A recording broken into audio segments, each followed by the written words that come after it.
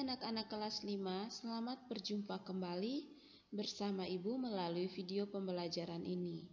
Hari ini Ibu akan menjelaskan materi tema 3 subtema 1 dari pembelajaran 1 sampai 6. Baik anak-anak, untuk diketahui pada tema 3 ini kita akan belajar tentang makanan sehat.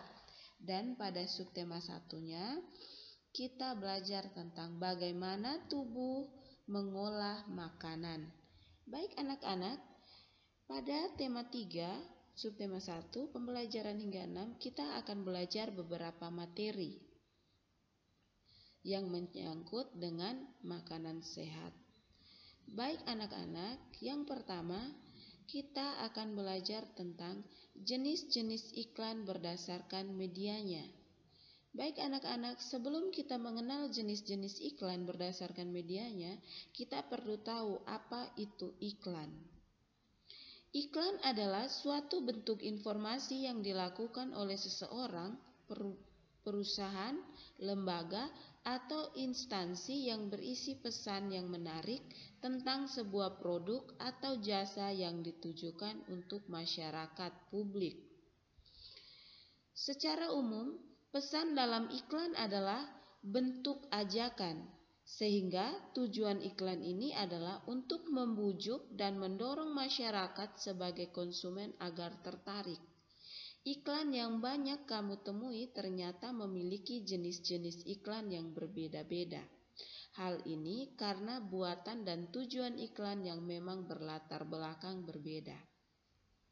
Baik anak-anak, yang pertama, jenis-jenis iklan yang berdasarkan isinya. 1. Iklan penawaran atau niaga.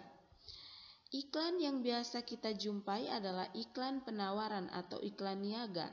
Iklan penawaran merupakan jenis-jenis iklan yang berisi tentang tawaran akan barang atau jasa kepada masyarakat luas. Contohnya iklan barang seperti sepatu, tas, makanan, barang elektronik, kosmetik, dan lain-lain. Sedangkan iklan jasa, contohnya jasa pengobatan, jasa kurir, jasa ojek online, dan lain sebagainya.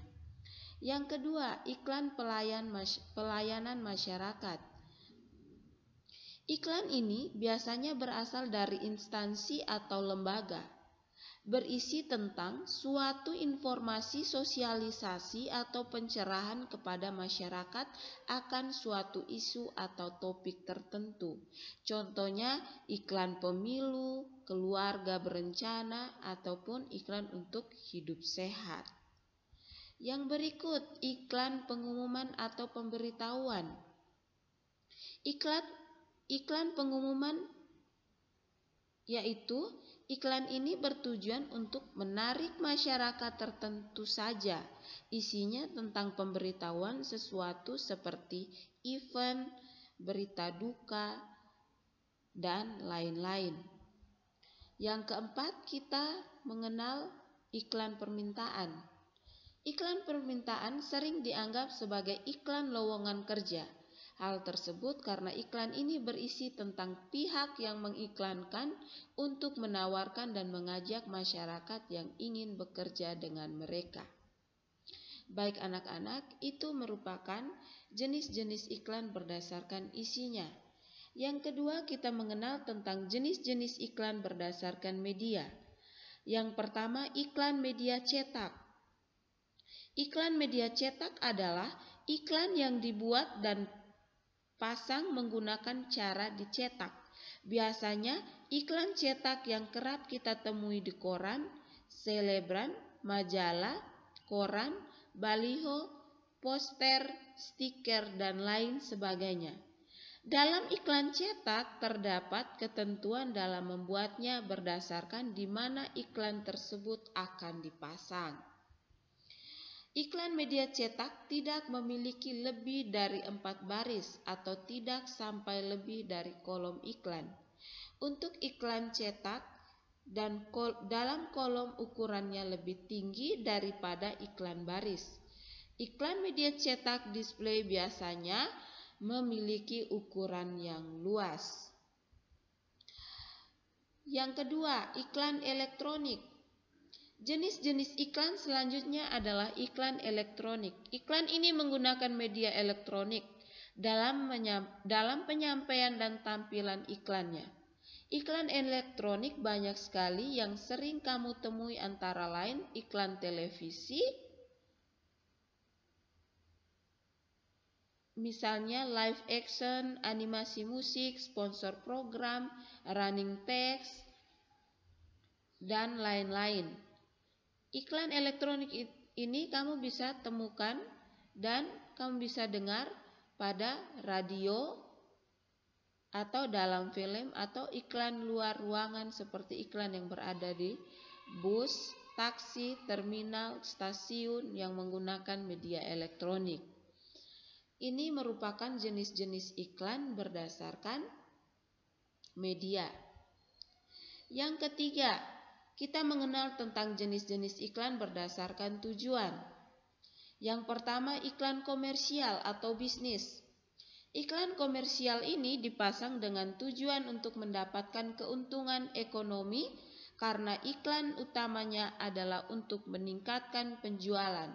Dalam iklan komersial terdapat 3 pembeda, yaitu iklan konsumen, iklan profesional, dan iklan bisnis. Yang kedua, iklan non-komersial. Berbeda dari iklan komersial, iklan non-komersial tidak menitik beratkan untuk mendapatkan keuntungan materi atau ekonomi. Iklan non-komersial justru bertujuan untuk mendapatkan keuntungan sosial. Keuntungan sosial yang dimaksud adalah agar masyarakat mendapatkan tambahan wawasan, kesadaran diri, dan merubah perilaku dan sikap masyarakat terhadap masalah yang ditampilkan pada iklan tersebut. Anak-anak, ini merupakan jenis-jenis iklan berdasarkan tujuan. Yang berikut, kita akan belajar tentang syarat-syarat untuk membuat sebuah iklan. Untuk bisa membuat iklan yang layak untuk dipublikasikan, tentu terdapat beberapa syarat iklan yang harus dipenuhi. Syarat-syarat ini harus diikuti agar rujukanmu dapat dikatakan iklan. Berikut beberapa syarat iklan. Yang pertama, isi iklan harus jelas. Isi iklan disarankan singkat, jujur, menarik perhatian, objektif, dan tidak menyinggung salah satu pihak. Yang kedua, bahasa yang digunakan dalam iklan harus memiliki arti yang baik, mudah diingat, dan mudah dipahami masyarakat luas. Bisa menggunakan kata konotasi, namun mengandung makna yang baik. Yang ketiga, berisi informasi yang jelas dan padat. Yang keempat, iklan dikemas agar menarik perhatian dan minat masyarakat. Untuk diingat anak-anak, iklan adalah salah satu media penting. Iklan yang baik akan menghasilkan respon positif yang baik pula. Anak-anak, ini merupakan syarat-syarat untuk membuat sebuah iklan. Yang berikut, kita mengenal tentang unsur-unsur iklan.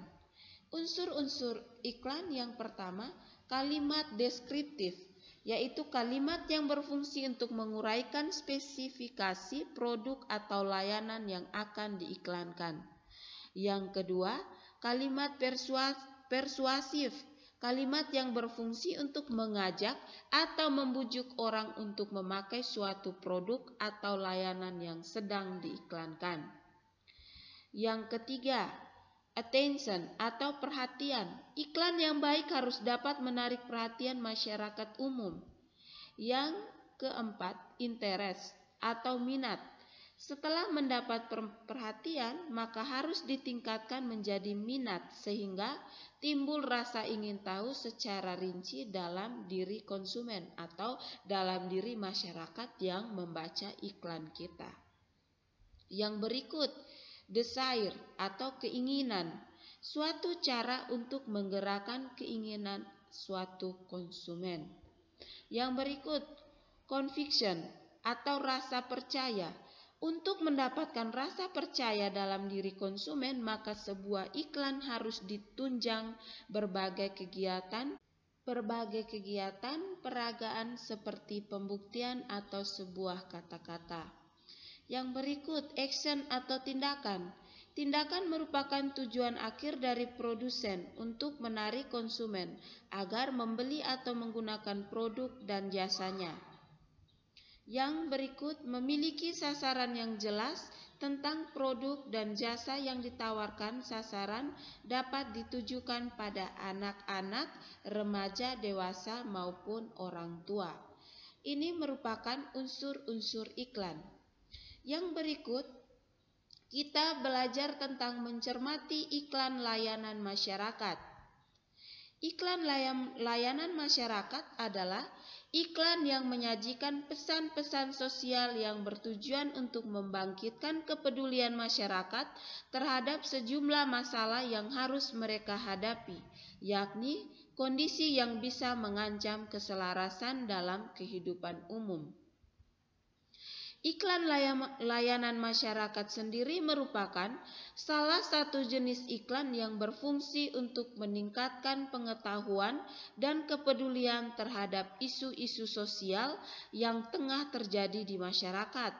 Sehingga biasanya iklan masyarakat menampilkan pesan-pesan sosial dari isu sosial yang dianggap penting dan diangkat menjadi tema pada iklan tersebut. Ini penjelasan mengenai iklan layanan masyarakat. Yang berikut, kita mengenal contoh iklan layanan masyarakat. Contoh iklan layanan masyarakat yang pertama, di bidang lingkungan. Anak-anak perhatikan kalimat dalam iklan layanan masyarakat, misalnya dalam bidang lingkungan, kita bisa buat seperti berikut dengan berpedoman pada gambar di samping.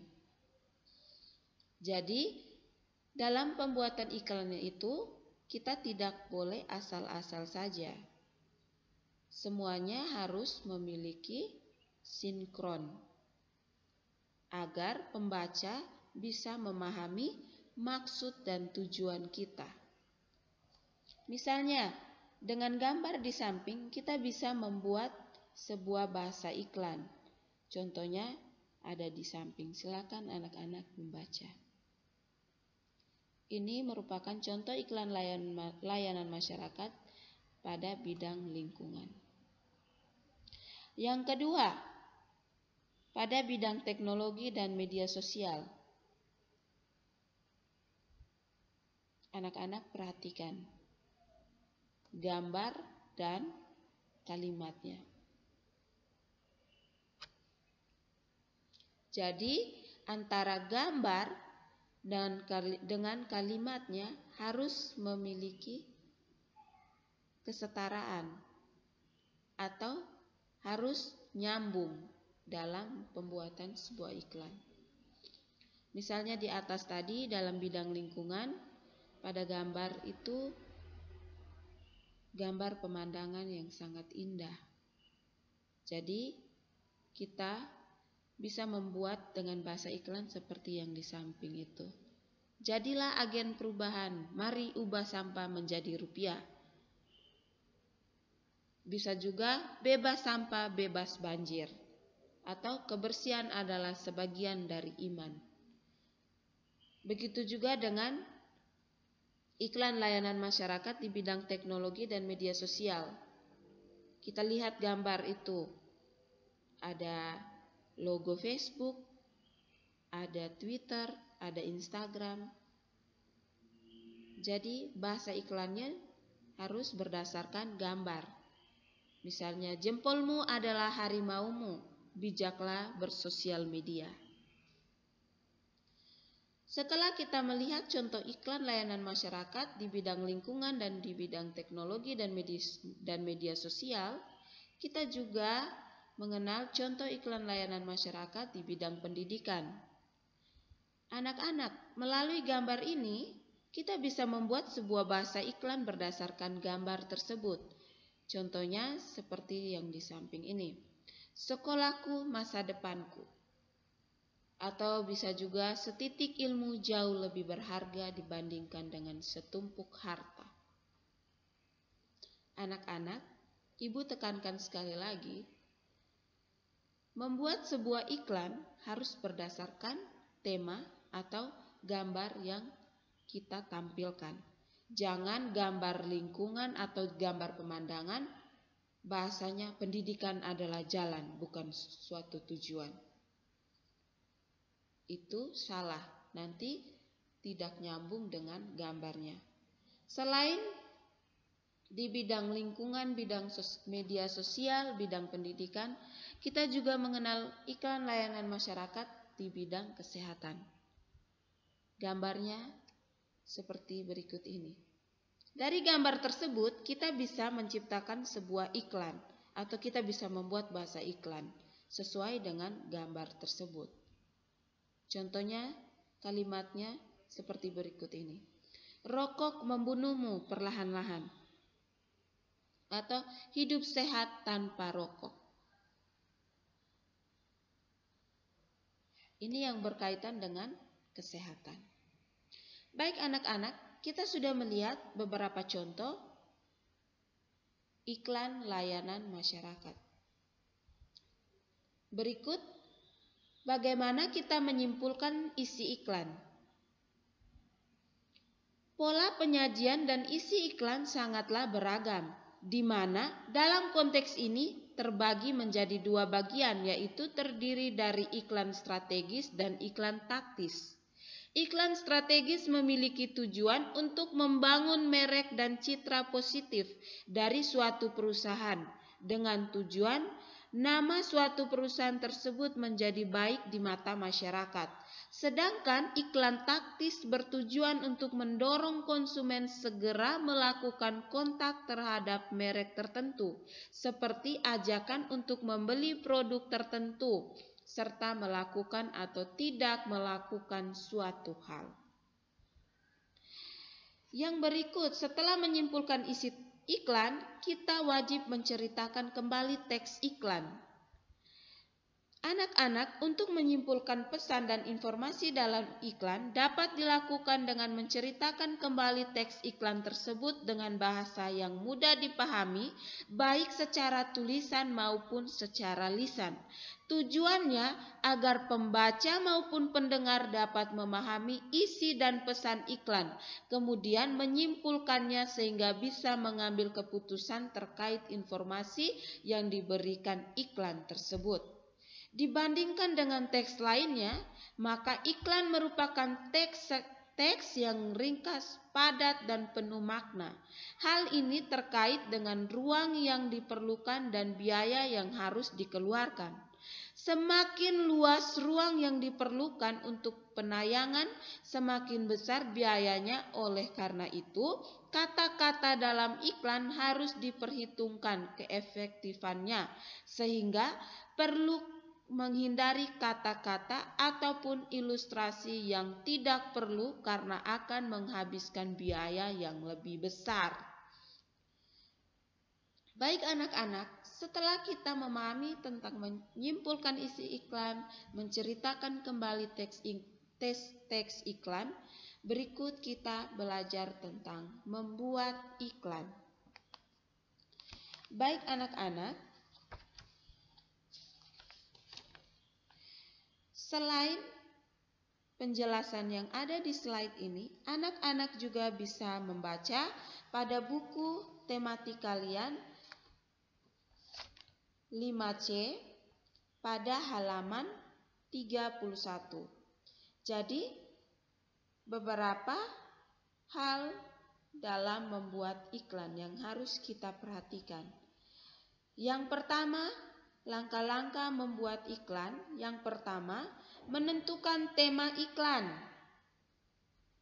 atau tentukan kata kunci sesuai topik iklan. Yang kedua, membuat prosedur iklan. Yang ketiga, menambahkan gambar agar lebih menarik. Yang keempat, membuat kalimat yang menarik dan mudah dimengerti oleh pembaca atau khalayak umum. Baik anak-anak, ini yang disebut dengan langkah-langkah membuat iklan. Anak-anak, jangan lupa membaca pada buku tematik 5C pada halaman 31. Baik anak-anak, berikut kita akan mengenal perbedaan antara iklan, slogan, dan poster. Anak-anak, perbedaan antara iklan, slogan, dan poster. Iklan adalah berita atau pesan untuk membujuk dan mendorong orang agar tertarik pada barang ataupun jasa yang ditawarkan. Iklan biasa dipromosikan melalui media periklanan seperti televisi, radio, koran, majalah, internet, dan lain-lain.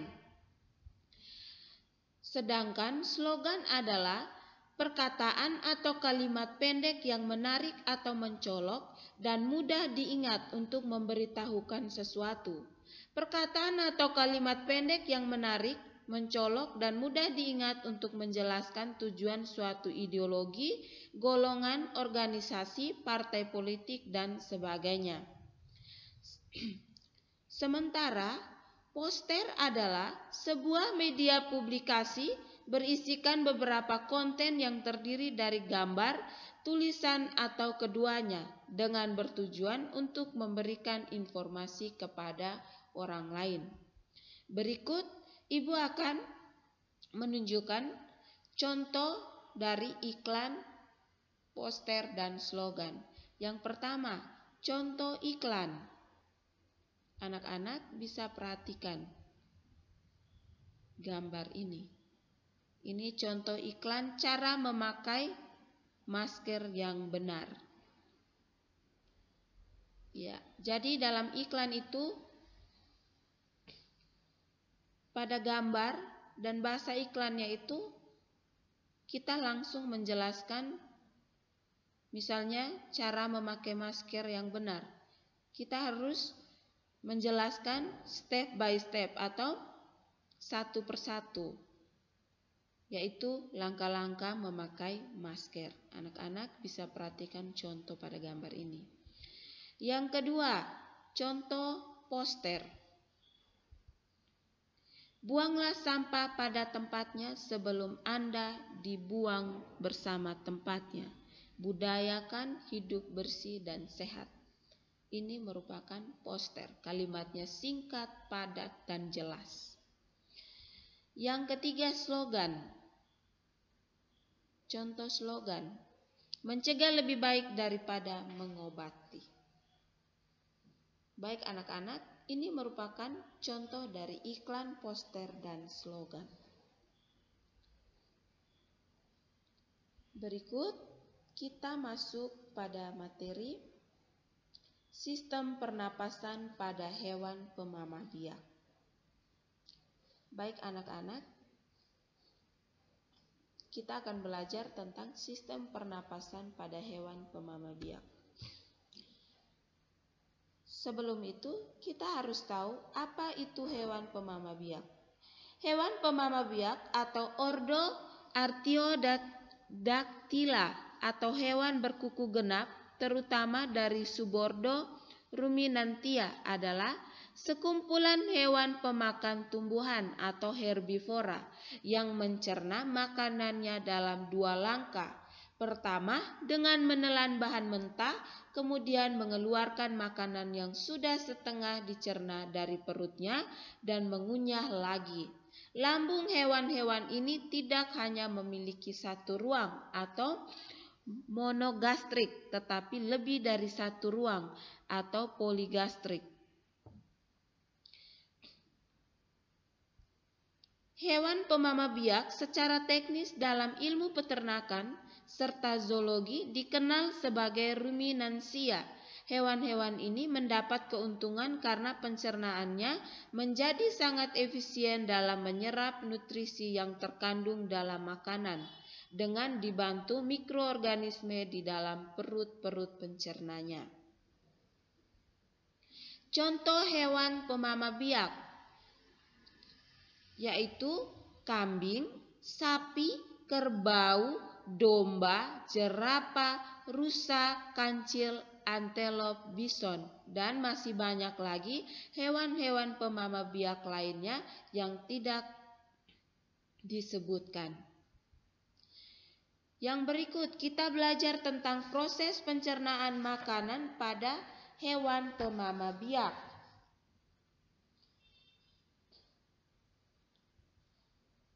Yang pertama, hewan memakan rumput atau tumbuhan dengan mulutnya.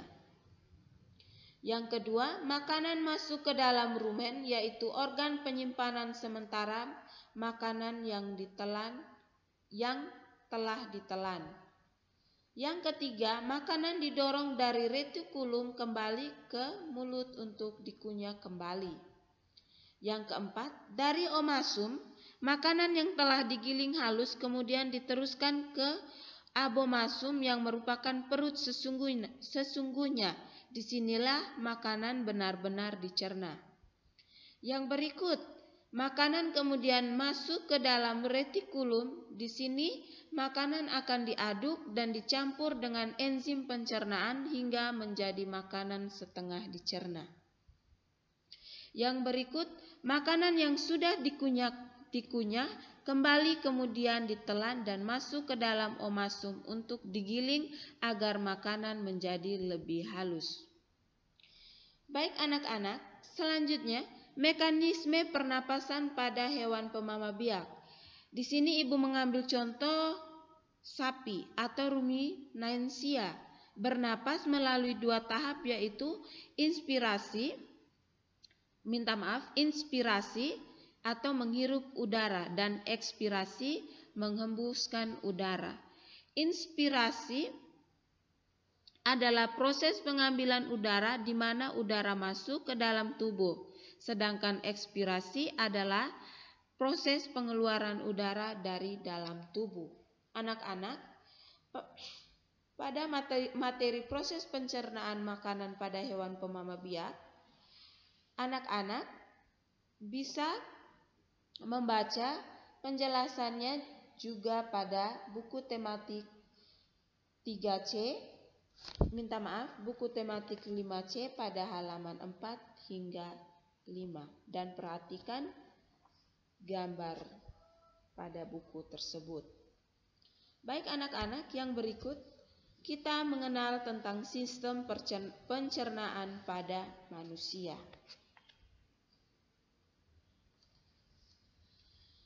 Sistem pencernaan adalah serangkaian jaringan organ yang bekerja untuk mencerna makanan. Selama dalam saluran pencernaan makanan akan mengalami proses pencernaan, baik secara mekanik maupun secara kimia. Pencernaan secara mekanik adalah proses pengubahan makanan dari bentuk besar atau kasar menjadi bentuk yang lebih kecil atau halus. Pencernaan secara mekanik juga terjadi di dalam lambung dengan bantuan gerak peristaltik dinding lambung sehingga makanan seperti diaduk. Sedangkan pencernaan secara kimia adalah proses pengubahan zat makanan dari bentuk yang kompleks menjadi bentuk yang lebih sederhana dengan bantuan enzim pencernaan. Misalnya saja pengubahan protein menjadi asam amino yang dilakukan oleh enzim tripsin. Yang berikut, fungsi sistem pencernaan. Sistem pencernaan memiliki fungsi utama, yaitu mengubah makanan menjadi nutrisi yang dibutuhkan tubuh. Nutrisi tersebut diantaranya diperlukan untuk proses perkembangan, perbaikan sel tubuh termasuk sebagai sumber energi sehari-hari. Ketika proses itu selesai, organ pencernaan kemudian dengan mudah mengemas limbah padat makanan untuk dibuang sebagai feses. Ini merupakan penjelasan umum tentang sistem pencernaan pada manusia. Yang berikut organ pencernaan antara lain meliputi mulut, kerongkongan, lambung, usus kecil, usus besar, rektum, dan anus. Berikut cara organ-organ ini bekerja bersama dalam sistem pencernaan manusia. Yang pertama, mulut. Mulut adalah awal dari saluran pencernaan. Faktanya, proses pencernaan manusia dimulai bahkan sebelum proses menggigit. Kelenjar ludah menjadi aktif saat seorang melihat dan mencium hidangan makanan. Setelah mulai makan, mulut akan mengunyah makanan menjadi potongan-potongan yang lebih kecil agar mudah dicerna. Air liur pun bercampur dengan makanan untuk mulai memecahnya menjadi bentuk yang dapat diserap dan digunakan tubuh. Saat menelan, lidah memasukkan makanan ke tenggorokan dan ke kerongkongan. Dari mulut, makanan masuk ke kerongkongan. Kerongkongan terletak di tenggorokan, dekat trakea. Kerongkongan akan menerima makanan dari mulut saat proses menelan. Epiglotis adalah lipatan kecil yang terdapat di tenggorokan saat seseorang menelan untuk mencegah kejadian tersedak atau ketika makanan masuk ke tenggorokan. Setelah melalui kerongkongan, yang ketiga, makanan masuk ke lambung. Lambung adalah organ berongga atau wadah yang berfungsi untuk menyimpan makanan saat sedang dicampur dengan enzim pencernaan. Enzim ini melanjutkan proses memecah makanan menjadi bentuk yang dapat digunakan. Sel-sel di dalam lapisan lambung akan mengeluarkan asam kuat dan enzim kuat yang bertanggung jawab untuk proses pemecahan makanan. Ketika makanan sudah diproses, sisanya kemudian dilepaskan ke usus kecil. Yang keempat, dari lambung, makanan masuk ke usus halus. Usus halus ini adalah tabung berotot sepanjang 22 kaki atau sekitar 8,25 meter yang berfungsi memecah makanan menggunakan enzim yang dilepaskan oleh pankreas dan empedu dari hati. Pada usus halus terdiri atas usus 12 jari, usus kosong, dan usus penyerapan. Ketiga bagian usus tersebut akan bekerja bersama-sama untuk menyelesaikan pencernaan makanan agar menjadi bagian-bagian kecil yang diserap ke dalam pembuluh darah usus. Yang berikut, dari usus halus, makanan masuk ke pankreas.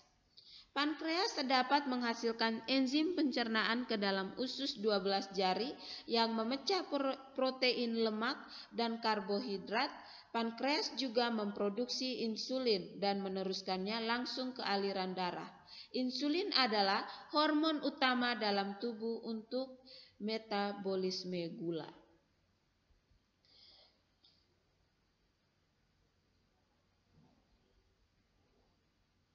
Yang berikut, hati.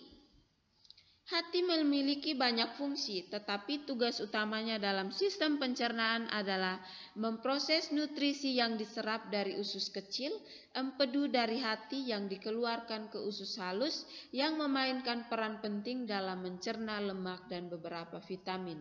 Hati juga berfungsi mendetoksifikasi bahan kimia berbahaya atau beracun. Yang ketujuh, kantong empedu. Kantong empedu berfungsi menyimpan dan memekatkan empedu dari hati dan kemudian melepaskannya ke dalam usus 12 jari di usus kecil untuk membantu menyerap dan mencerna lemak. Yang kedelapan, usus besar. Usus besar adalah tabung berotot sepanjang kurang lebih 1,82 meter yang menghubungkan usus kecil ke rektum. Usus besar antara lain terdiri dari cecum, kolon ascendens atau kanan, kolon transversum atau melintasi, kolon descendens atau kiri, dan kolon sigmoid yang terhubung ke rektum. Usus ini bertanggung jawab untuk memproses limbah yang tersisa dari proses pencernaan. Limbah atau kotoran dilewatkan melalui usus besar dengan cara peristaltik. Pertama dalam keadaan cair dan akhirnya dalam bentuk padat. Gerak peristaltik lalu akan mendorong tinja ke dalam rektum sekali atau 2 kali sehari sehingga dikeluarkan melalui anus. Yang berikut rektum. Rektum adalah ruang lurus 8 inci yang menghubungkan usus besar ke anus. Tugas rektum adalah menerima tinja dari usus besar dan mengirim sinyal ada tinja yang harus dievakuasi atau dibuang keluar dan memegang tinja sampai evakuasi terjadi. Yang terakhir, anus. Anus adalah bagian terakhir dari saluran pencernaan. Organ ini berbentuk saluran sepanjang 2 inci atau 5,08 cm yang terdiri dari otot-otot dasar panggul dan 2 sfinkter, anal atau internal dan eksternal. Anus dikelilingi oleh otot-otot sfinkter yang penting dalam memungkinkan mengontrol pengeluaran tinja. Otot dasar panggul menciptakan sudut antara rektum dan anus yang dapat menghentikan tinja keluar ketika itu tidak seharusnya. Sfinkter internal selalu kencang kecuali ketika feses memasuki rektum. Hal ini berfungsi agar seseorang bisa mencegah BAB tanpa disadari ketika tidur atau tidak menyadari kehadiran feses. Anak-anak, selain penjelasan yang ibu paparkan melalui video ini, anak-anak bisa membaca pada buku kalian dan melihat gambar pada halaman 9, yaitu sistem pencernaan manusia. Yang berikut, cara menjaga sistem pencernaan. Cara menjaga sistem pencernaan tetap sehat. Sistem pencernaan harus tetap sehat agar berfungsi dengan baik untuk mengolah makanan. Jika terjadi gangguan pada sistem pencernaan, sebaiknya ditanggulangi segera karena dalam jangka panjang kondisi tersebut dapat mempengaruhi status gizi seseorang.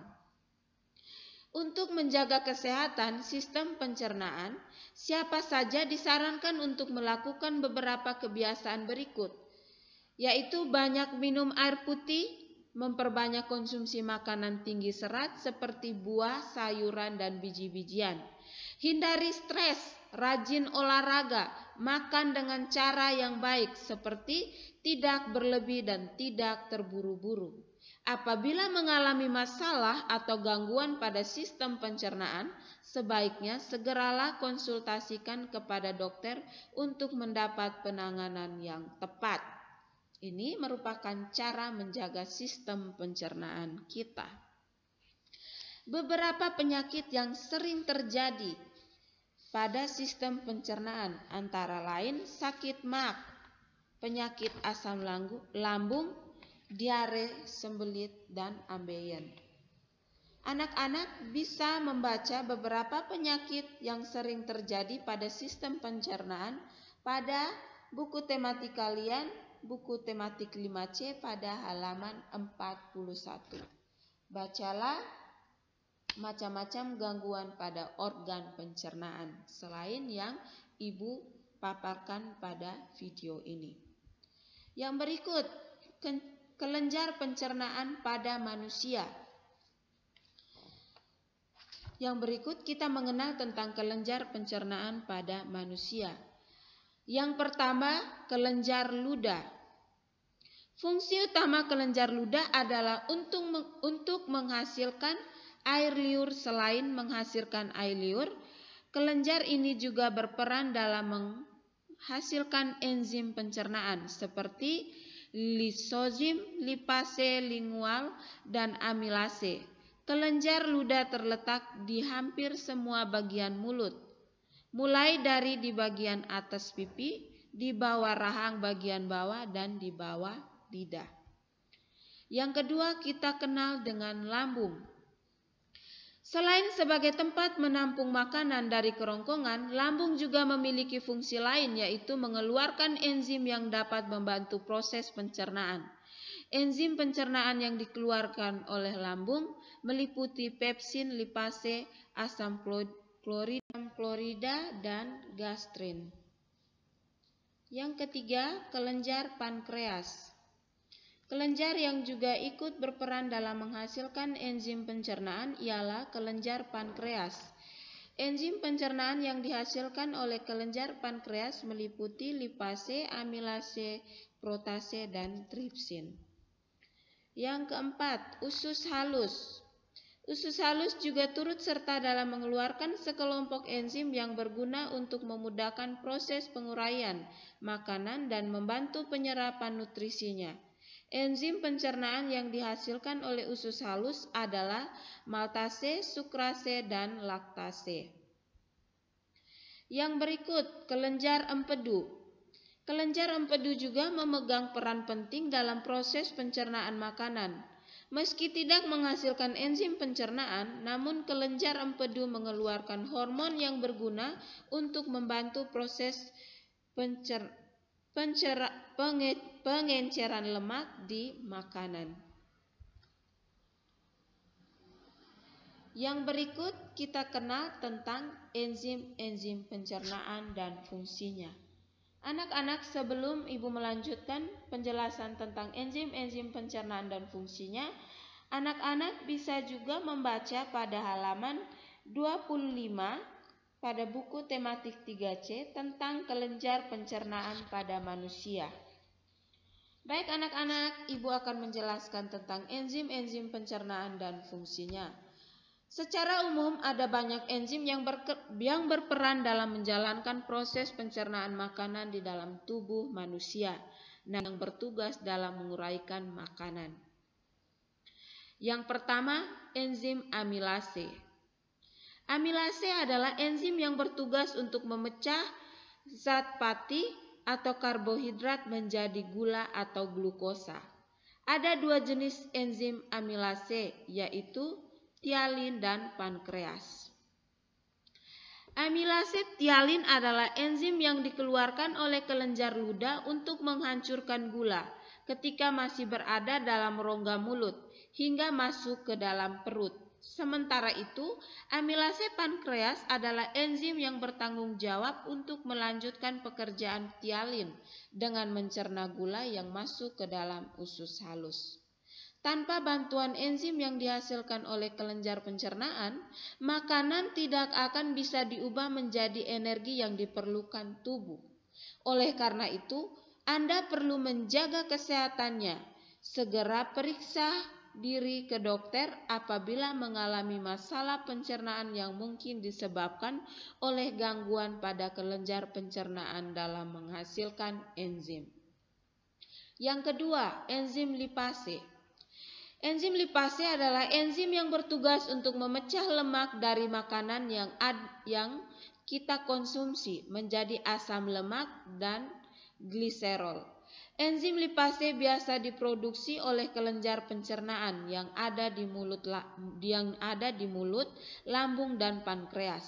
Selain diproduksi oleh kelenjar pencernaan, enzim lipase juga ditemukan di dalam air susu ibu atau ASI untuk memudahkan bayi mencerna molekul lemak. Yang ketiga, enzim protease. Protease adalah enzim pencernaan yang bertugas memecah protein di makanan menjadi asam amino. Enzim protease dapat diproduksi di lambung, pankreas, dan usus halus. Meski demikian, sebagian reaksi kimia terjadi di lambung dan usus halus. Ini merupakan enzim-enzim penting pada pencernaan manusia. Yang berikut kita belajar tentang interaksi sosial. Yang pertama, kita mengenal apa itu interaksi sosial. Interaksi sosial adalah hubungan timbal balik atau sosial berupa aksi saling memengaruhi antara individu dan individu, antara individu dan kelompok, dan antara kelompok dan individu.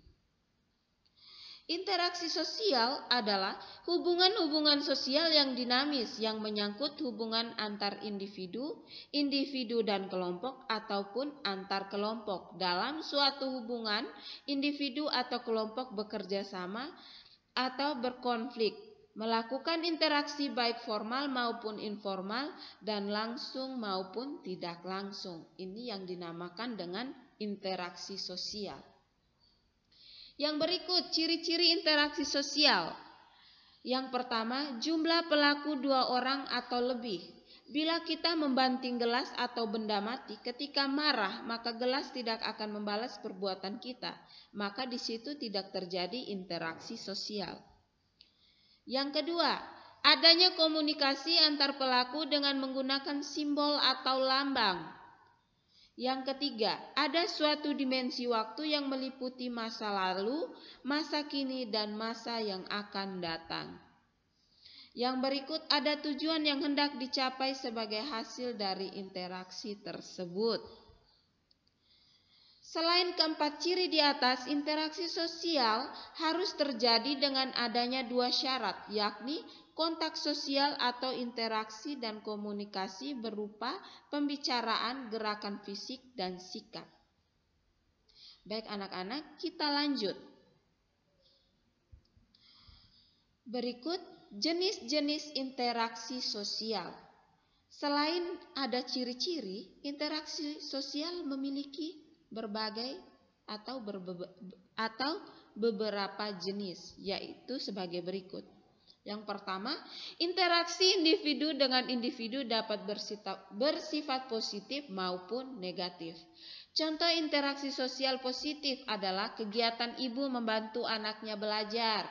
Kemudian contoh yang negatif adalah peperangan atau perkelahian antara 2 kelompok atau negara. Yang kedua, interaksi individu dengan kelompok terjadi ketika seorang pelatih sepak bola menerangkan strategi bertanding dengan para pemainnya. Nantinya para pemain akan sesekali bertanya dan mengajukan usulan.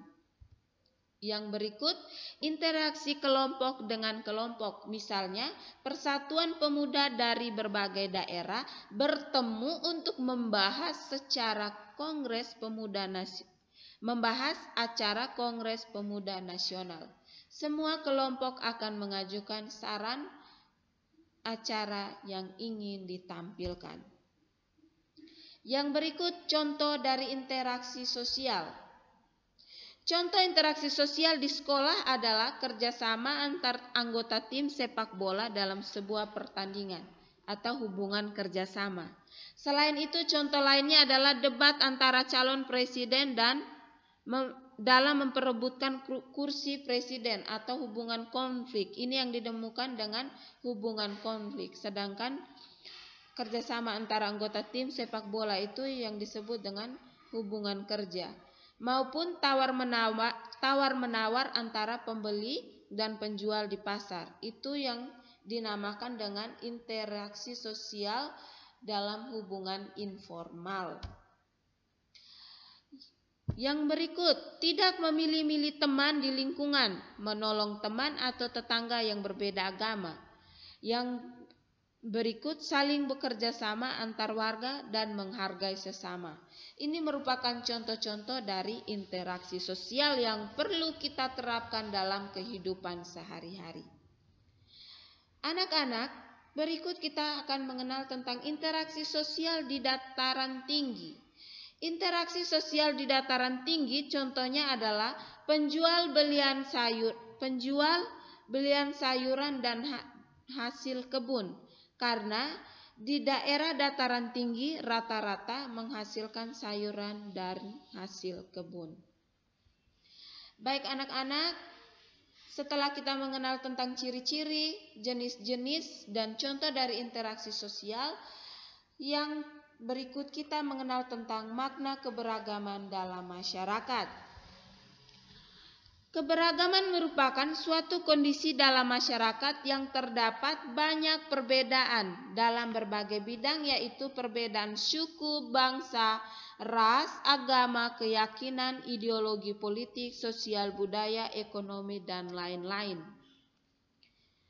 keberagaman yang ada di Indonesia ini sangat bermacam-macam.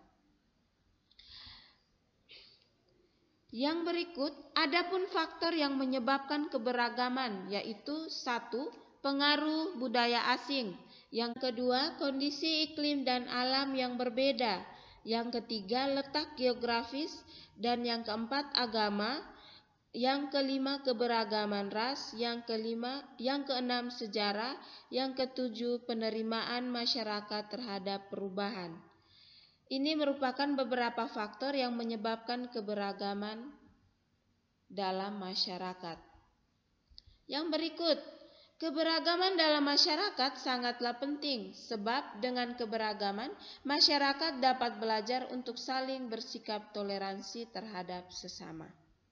Selain memiliki perbedaan atau keberagaman suku, bangsa, ras, agama, dan lain-lain, Indonesia juga memiliki keberagaman makanan tradisional maupun alat musik tradisional.